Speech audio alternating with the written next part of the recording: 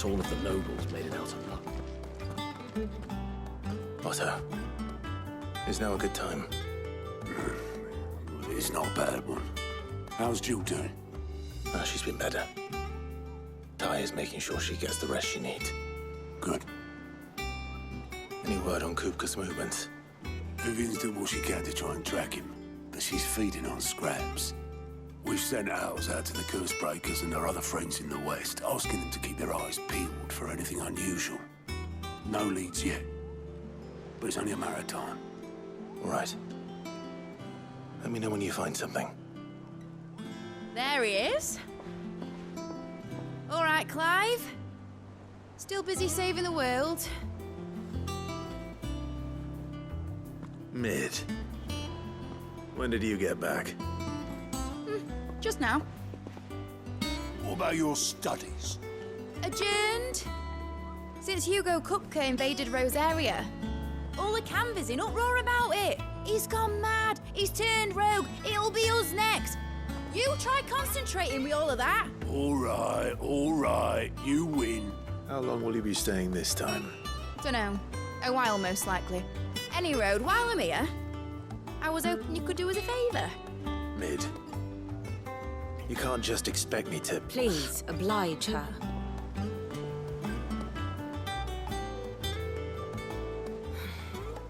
While we are busy tracking down Kupka, you should have a little time to spare.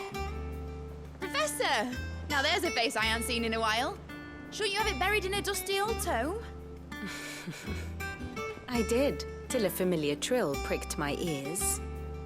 As ever, your exuberance is a breath of fresh air, which successfully scattered the painstakingly assembled fragments of my thoughts.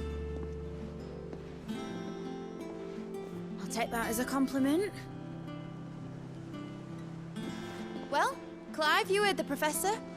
So, I'll meet you in the storeroom when you're done. Wait, hold on.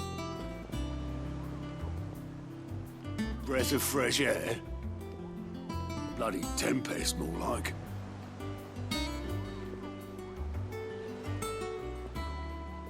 Oi, Otto, you got my gill? Huh? What are you on about? My fee for bringing Mid across. She said you were paying. That little... The storeroom, was it? I wonder what Mid's plotting.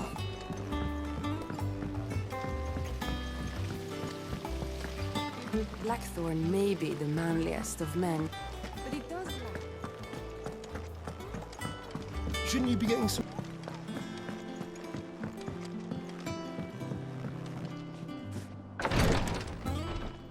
Ah, Clive. Talia. How's Jill? Recovering, but she still needs her rest. Of course. Take good care of her, won't you? I'll do my best. Oh, Gav was looking for you. He said he had something to show you in the shelves. The shelves. Oh, that's right. He went to ask Hippocrates about Torgor. He must have found something.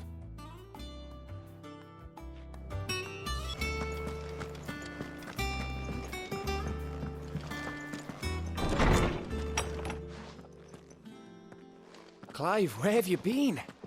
I've been wanting to ask you something about Torgal. Where did you get him, like, in the first place? My father brought him back from one of his expeditions into the Northern Territories. They were crossing a snowfield when they heard his cries, and seeing no sign of his pack, they took him in. What do you reckon, Tomes? It certainly adds weight to the theory. Clive, I believe that Torgal may be no mere hound, but a rare frostwolf, an animal native to the far northern reaches of Valisthea. In one of our oldest bestiaries, I found reference to a frostwolf who served as guardian to an ancient queen of the north. Such was his mastery over aether, he could cast magics on command. His name was Fenrir. Fenrir the Frostwolf. Now, the annals do not state it explicitly, but I have reason to believe this queen was a dominant of Shiva, a girl from the Northern Territories and her faithful hound. One awakens as the dominant of Shiva, and the other... You're saying that Jill granted Torgal his powers? What? Just like Fenrir. People called him my hound, but Torgal and Jill were inseparable. He grew up as a faithful companion to the dominant of Shiva, and years later, his powers awakened, just when his master needed him the most. You're right. If it weren't for Torgal blasting those bastards to Kingdom Come, Jill would have been for it. Quite. Though Torgal's power is his own, his latent birthright as a Frostwolf, it had only to be unlocked. Oh, get you, Torgal! You're an even finer hound than we thought. And regarding your original concern, you need not fear for Torgal's health. Why, the beast has the appetite of a behemoth. Just this very morn, I found him with his nose buried in my nuts. There you are! I've been looking everywhere for you. Bernard's here. I need you to introduce us so we can get to work. I shall be a moment.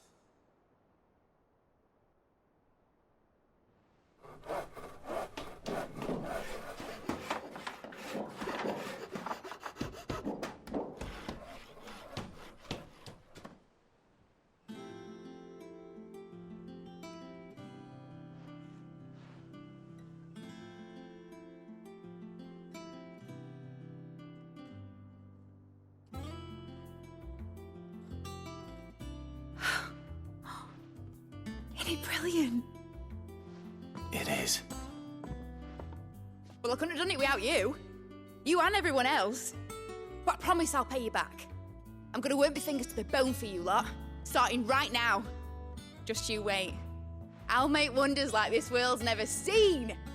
Then I look forward to seeing them.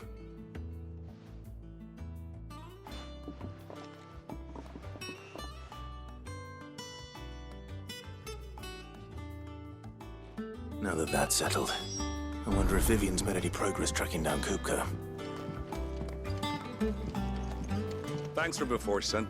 That was a good deed you did me. Only right I do you one in return. Though I did wonder if I'd bit off more than I could chew when Mid showed me her plans for the place. If she hadn't been there to tell me what to do, I wouldn't have known where to start. Thanks for letting me do this, Clive. I'll pay you back, I promise.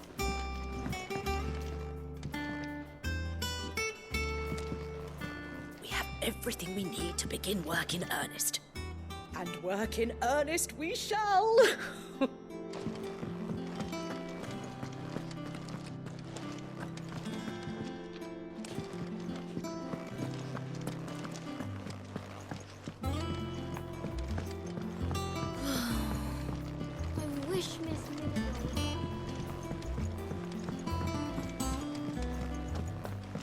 I think I'll wait till Mid's away to take the tour.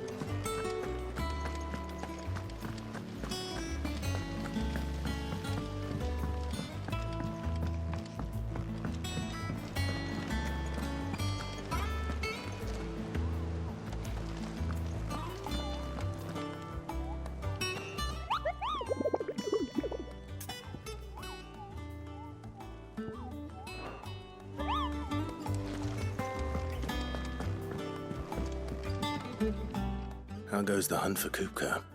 Largely in circles. We have myriad sightings of strange soldiers in unexpected places, but nothing definitive as yet. If only we knew for certain by what route he left Rosalith. Well, keep at it. If anyone can piece this puzzle together, it's you. And I'm willing to wait as long as it takes.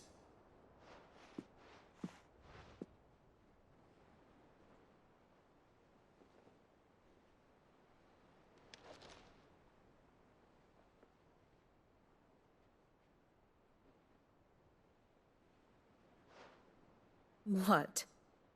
Here? Would that be a problem? Do you know, Clive? I believe it a mercy that you didn't inherit your father's throne. Your poor people would surely live in fear of you. You have nothing to worry about on that front. I won't be claiming his crown. That is a relief. Clive, have you got a minute? We, have a guest. A guest?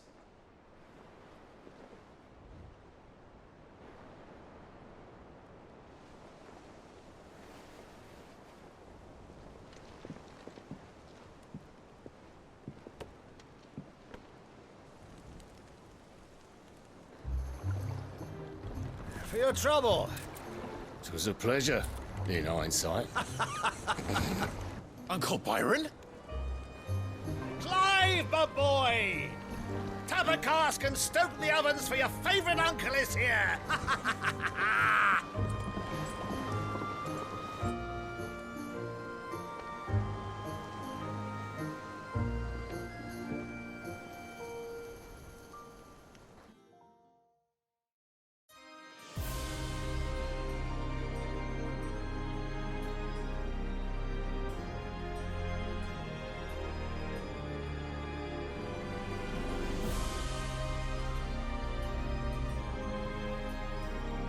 The Dalmekian government sues for peace. How shall we respond? If they're willing to accept their fault in the matter, I see no reason to refuse them. Still, we must insist on substantial reparations. The Twinside stores are not as bottomless as reported. Aye, and we have many more mouths to feed. We shall just have to have the Dalmecs empty their treasuries for us.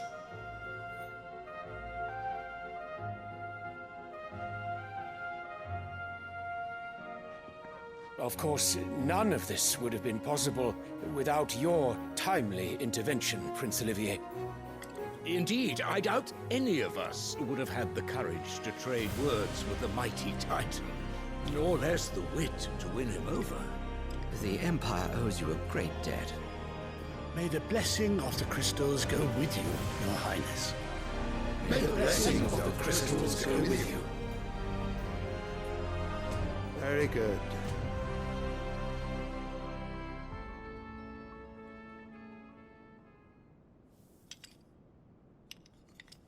Now, let us come to the question of precisely when the Dalmecs will withdraw their troops. Dion's fire could rid us of them in mere moments. The men of the Fist will not withdraw until a peace treaty is concluded. So let us keep the negotiations open, give them time to gather what gold and trinkets they can, and once they deliver that which we demand, what worth is a piece of parchment? Your Radiance, were Prince Dion to take the field, the enemy would surely send their own dominant to meet him. And while His Highness would of course prevail, there would be heavy losses on both. You need not fear Hugo Kupka. He is engaged on the Western Front. Even were the Dalmecs to send for him, he would not arrive in time. As much as I would enjoy witnessing a clash between Bahamut and Titan, it is not to be. And what of your subjects, Your Radiance? If the fighting spread to the city proper, the people would bear the brunt of it. There will be losses, it is true. Yet for every citizen who falls, another can be bred. For every home that burns, another can be built. The Empire will live on.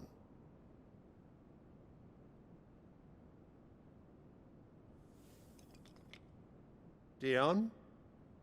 Yes, sire.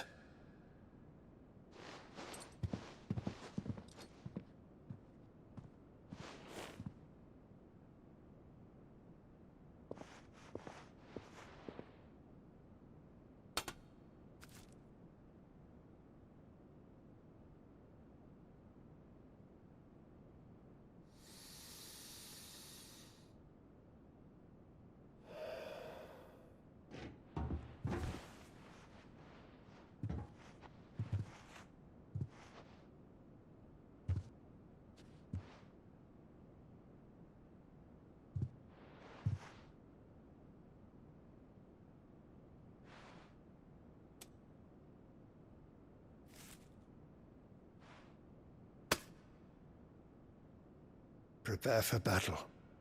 But sire... Do not make me repeat myself. Return to your camp and await my orders.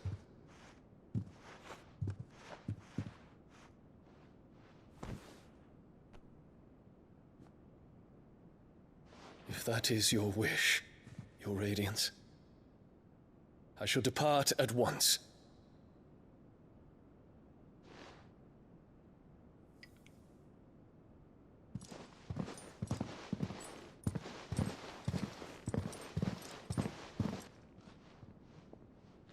May Gregor forgive you.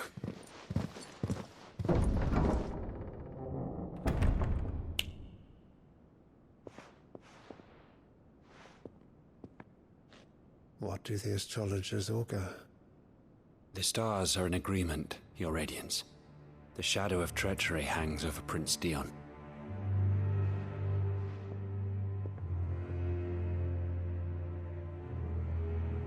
So Annabella's tales were true. You disappoint me, Dion.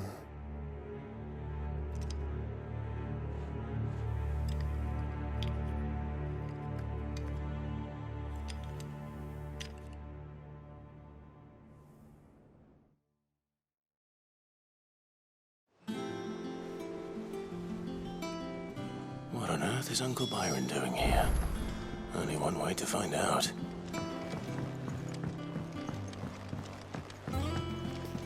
The little ones have been... It's just one thing after another around here.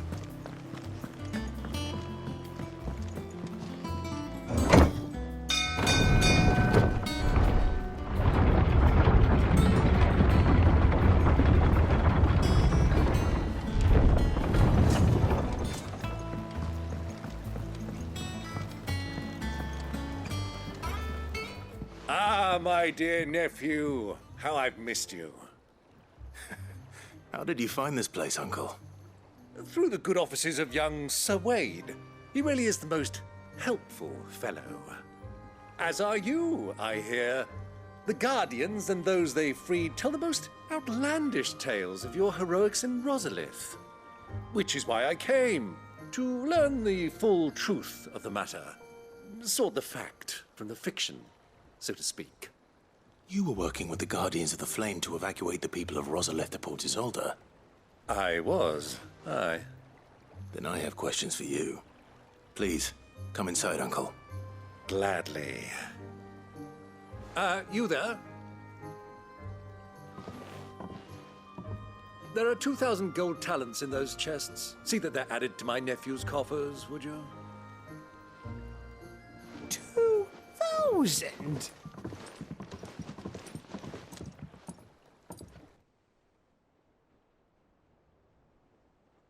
And I'm afraid that is all I know. A fleet sailing south past Port Isolde. Most intriguing. Forgive me for not being able to tell you more. I hadn't the faintest idea Kupka withdrew wounded from Rosalith. Still less that my own nephew dealt the decisive blow. What do you think, Vivian? I think, with this news of the Dhalmekian fleet and recent reports of the Royalists' movements, that the final piece of the puzzle has fallen into place. Come here and I'll show you.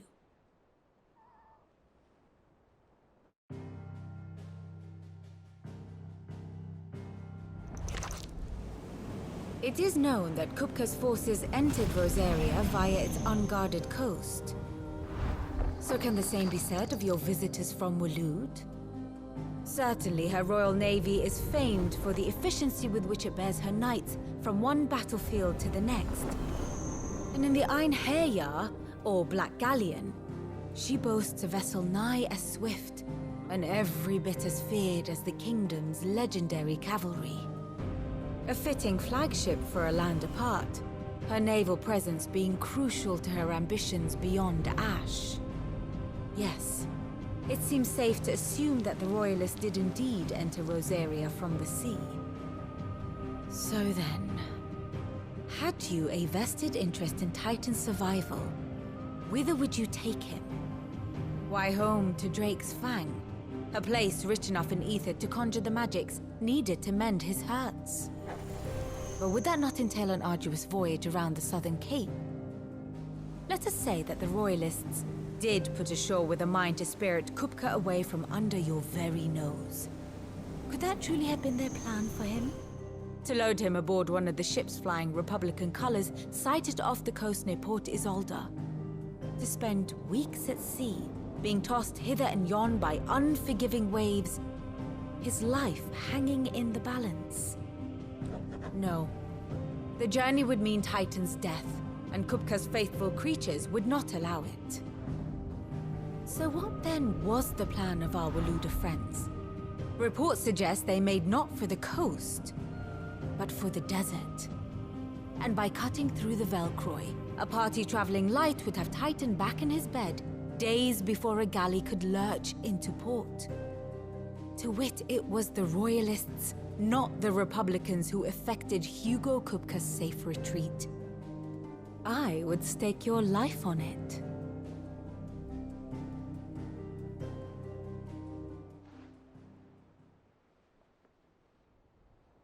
So it was the Waludas who spirited the wretch away. Now I think about it, there was something a little strange about the ships I saw. The men seemed almost crestfallen, as if in mourning, as if they believed, or were made to believe, that their master was dead. You have a keen mind, Lord Rosfield. And you have your answer. To find Kupka, you have merely to follow the Royalist trail across the Velcroy. It may well have gone cold by now, but as they say in the Republic, all roads lead to Drake's Fang. Allow me to accompany you part of the way. As luck would have it, I had intended to journey Canberward on business after visiting you here. The Fang would be but a short detour. I'd be glad of the company. Give me a moment to make ready. I need to tell my friends what we've learned, and where we're going. Very well, but be quick about it, my boy. Time waits for no man.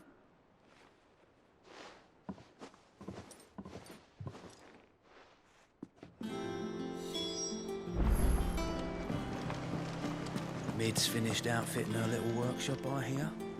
Otto, Kupka's at Drake's Fang. I'll be leaving before sunset. You're not going in there alone, are you? Don't worry. I'm not going there to destroy the Mothercrystal. All I'm after is Kupka's head. I won't risk any more than I have to. I promise. The lands around the Fang are all Kupka's personal fiefdom.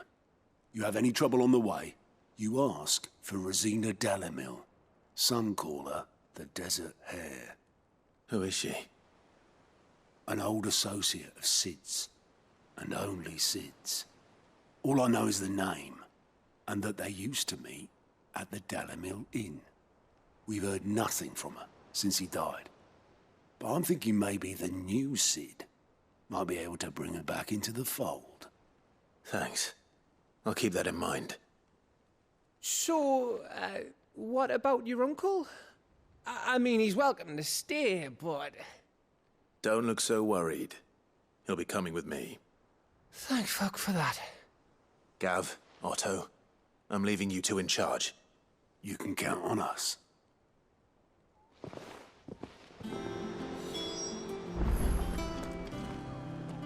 What's wrong, Gav? It's this gold your uncle gave us. Are you sure it's all right for us to take it? My uncle isn't easily refused, especially where dispersing his wealth is concerned. But 2,000 talents? I don't even know how much that is in Gil.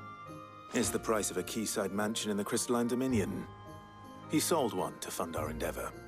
He was hoping to part with it anyway, what with war brewing in the region. And, luckily for him, a Sambraquan noble was willing to pay over the odds for a foothold in the Holy Emperor's neighborhood.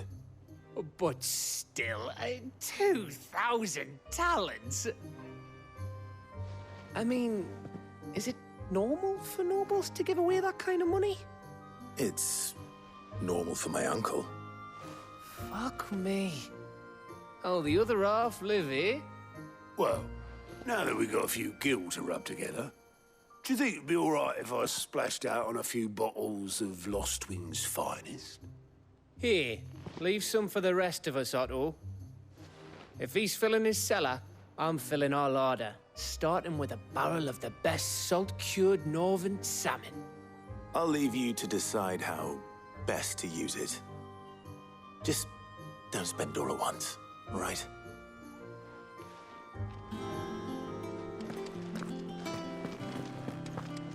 May the winds of fortune be forever at your backs. All right, Uncle. I'm ready to depart.